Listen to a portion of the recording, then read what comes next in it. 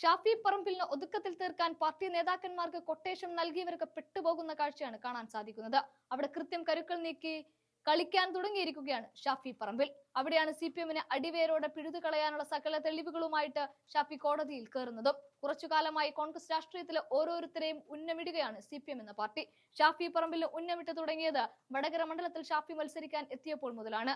അന്ന് നുണക്കഥകൾ നിരവധി അഴിച്ചുവിട്ടു എങ്കിലും അതൊന്നും വിജയം കണ്ടില്ല. ഷാഫി വൻ ഭൂരിപക്ഷത്തിൽ CPM-ന്റെ ജനകീയ സ്ഥാനാർത്ഥിയായ KK ശൈലജ ടീച്ചർ തന്നെ തോൽപ്പിക്കുകയായിരുന്നു.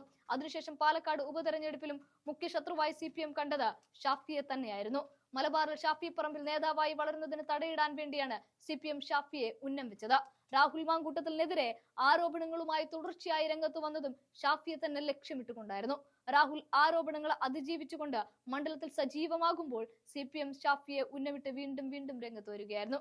ഷാഫിയെ വ്യക്തിപരമായി അധിക്ഷേപിച്ചുകൊണ്ടാണ് CPM പാലക്കാട് ജില്ലാ സെക്രട്ടറി EN സുരേഷ് ബാബു ഇന്ന് രംഗത്ത് വരുന്നത്. ആ ബംഗ്ലൂർ കഥ നമ്മൾ കേട്ടതുമാണ്.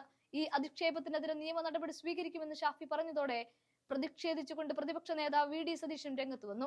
ഷാഫി പറമ്പിൽ MP-ക്കെതിരെ അധിക്ഷേപം ഉന്നയിച്ച CPM പാലക്കാട് ജില്ലാ സെക്രട്ടറി EN സുരേഷ് ബാബുവിനെ ആ സ്ഥാനത്ത് നിന്ന് പുറത്താക്കണമെന്ന് പ്രതിപക്ഷ നേതാവ് VD സതീശൻ കൃത്യമായി ആവശ്യപ്പെടുകയും ചെയ്യുന്നുണ്ട്. ഷാഫിക്കെതിരെ അയാൾ പറഞ്ഞത് ആരോപണമല്ല, അധിക്ഷേപമാണ്. സ്ത്രീകൾക്കെതിരെ എല്ലായിടത്തും മോശമായി സംസാരിക്കുന്നവരാണ് CPM-കാര് എന്നും ജനങ്ങൾ ഇവരെ കൈകാര്യം ചെയ്യണമെന്നുമാണ് കാര്യങ്ങൾ പോകുന്നത് എന്നും VD സതീശൻ മാധ്യമങ്ങളോട് പറയുന്നതും നമ്മൾ കേട്ടതാണ്.